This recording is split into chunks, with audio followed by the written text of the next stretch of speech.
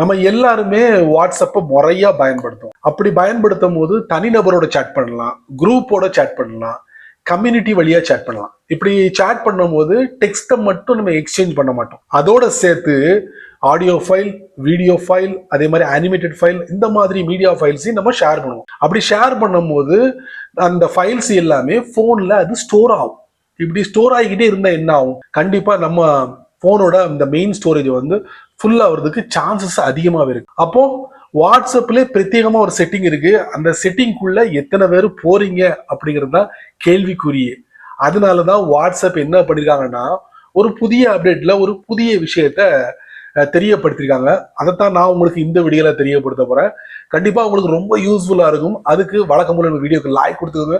தொடர்ச்சியா நம்முடைய சேனலை சப்போர்ட் பண்ணுங்க. வீடியோ எந்த பகுதி நீங்க ஸ்கிப் பண்ணாதீங்க. ஸ்கிப் பண்ணீங்கன்னா உங்களால மற்றவங்களுக்கு ஷேர் பண்ண முடியாது. இப்ப அதை பத்தி டீட்டெயிலா தெரிஞ்சுக்கலாம் வாங்க.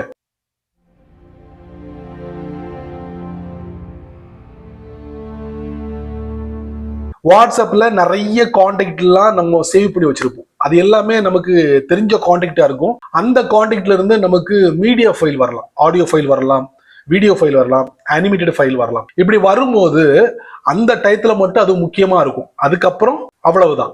ஆனா நம்ம என்ன பண்ணுவோம், அதை அப்படியே டீல்ல விட்டுருவோம். இப்படி ஒவ்வொரு வாட்டியும் நம்ம டீல்ல விடும் போது என்ன ஆகும்னா, நம்ம போனோட அந்த மெயின் ஸ்டோரேஜ் இருக்கு பாத்தீங்களா, அதுல இருந்து தான் வாட்ஸ்அப் எடுத்துக்கிட்டே இருக்கும் இந்த மீடியா ஃபைலை சேவ் பண்றதுக்கு. இப்படி எடுத்தா என்ன ஆகும், ஒரு கட்டத்துல நம்ம போன்ல ஸ்டோரேஜோட ஸ்பேஸே இல்லாம போயிடும். அப்போ நிறைய பேர் என்ன பண்றாங்கன்னா சேட் பண்றாங்க, டெக்ஸ்ட ஷேர் பண்றாங்க, அதே மாதிரி மீடியா ஃபைல ஷேர் பண்றாங்க, ரிசீவ் பண்றாங்க, அதோட முடிச்சுக்கிறாங்க.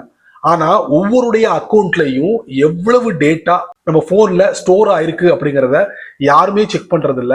அப்படி செக் பண்ணாங்கன்னா அங்க தேவையில்லாத ஃபைல்ஸ் எல்லாமே இருக்கும். அதை ஈஸியா கிளீன் அவுட் பண்ணிடலாம். ஆனா அதை நம்ம பண்றதே இல்லை. ஸோ இதை தெரிஞ்சுக்கிட்ட வாட்ஸ்அப் என்ன பண்ணிட்டாங்கன்னா, நீங்க இப்படியா பண்றீங்க அப்படின்னு சொல்லிட்டு அதை எல்லாத்தையும் ஒவ்வொருடைய அக்கௌண்ட்லையும் அவங்க பொருத்திட்டாங்க. அந்த அற்புதமான செட்டிங் கூடிய சீக்கிரத்துல வரப்போகுது. நான் சொன்னல அந்த செட்டிங்குள்ள யாரும் போக மாட்டாங்கன்ட்டு, அதை நான் உங்களுக்கு இந்த வீடியோல பதிவு பண்ண போறேன். கண்டிப்பா தெரிஞ்சுக்கோங்க. வழக்கம் போல வாட்ஸ்அப்பை நம்ம ஓபன் பண்ணுவோம். ஓபன் பண்ணதுக்கு அப்புறம் டாப் ரைட்ல பாத்தீங்கன்னா 3 டாட் இருக்கு.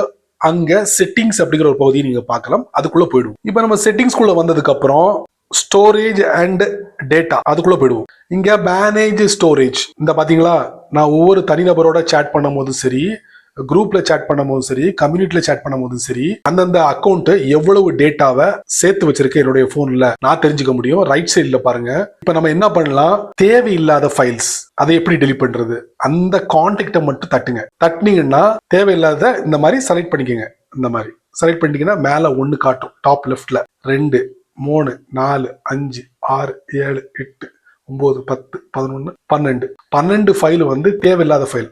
ஸோ இது மூலமா நம்ம எவ்வளவு கெயின் பண்ணியிருக்கோம், 409 KB. இப்போ ரைட்ல பாத்தீங்கன்னா ஒரு டெலிட் பட்டன் இருக்கு, அதை நம்ம கொடுத்து டெலிட் பண்ணிடலாம். சென்டர்ல ஒரு மெசேஜ் வரும், அதை நம்ம கொடுத்து டெலிட் பண்ணிடலாம். டெலிட் ஆயிடுச்சா? இது எல்லாருக்கும் தெரியும், ஆனா போதுமான டைம் இல்லை உள்ள போய் செக் பண்றதுக்கு. ஸோ நண்பர்களே, இதை பார்த்ததுக்கு அப்புறம் கண்டிப்பா நீங்க உங்க வாட்ஸ்அப்ல போயிட்டு இந்த மாதிரி தேவையில்லாத ஃபைல்ஸை ஒவ்வொரு அக்கௌண்ட்ல போயிட்டு நீங்க செக் பண்ணுங்க, டெலிட் பண்ணுங்க. நான் சொல்ல வந்த ஒரு முக்கியமான ஒரு விஷயம் இன்னொன்னு இருக்கு.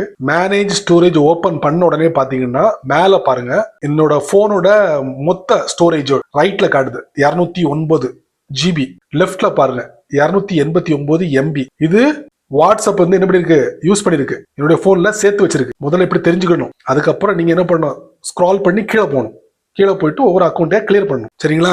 யாருமே இந்த பகுதிக்கு வராததுனால வாட்ஸ்அப் என்ன முடிவு பண்ணிருக்காங்கன்னா, இப்ப நான் ஒரு கான்டாக்ட் ஓபன் பண்றேன், மேல கான்டாக்டோட நேம் இருக்குமா, அங்க தட்டுறேன். தட்ட உடனே மேனேஜ் ஸ்டோரேஜ வந்து எங்க லிஸ்ட் பண்ண போறாங்க தெரியுமா, இந்த நோட்டிபிகேஷன் இருக்குல்ல, அதுக்கு மேல இந்த மேனேஜ் ஸ்டோரேஜ் வந்து லிஸ்ட் பண்ண போறாங்க. சும்மா இல்லைங்க, இப்ப இந்த கான்டாக்ட் எவ்வளவு டேட்டாவை என்னுடைய போன்ல ஸ்டோர் பண்ணிருக்கு அப்படிங்கறத இந்த இடத்துல பார்க்க முடியும். சோ நீங்க செட்டிங்ஸ்குள்ள போயிட்டு செக் பண்ண வேண்டிய அவசியமே இருக்காது. இங்கே எல்லாத்தையும் நீங்க பாத்துக்கலாம். சரி நண்பர்களே, இந்த வீடியோவை நீங்க ரொம்ப பொறுமையா நீங்க வாட்ச் பண்ணிருப்பீங்க.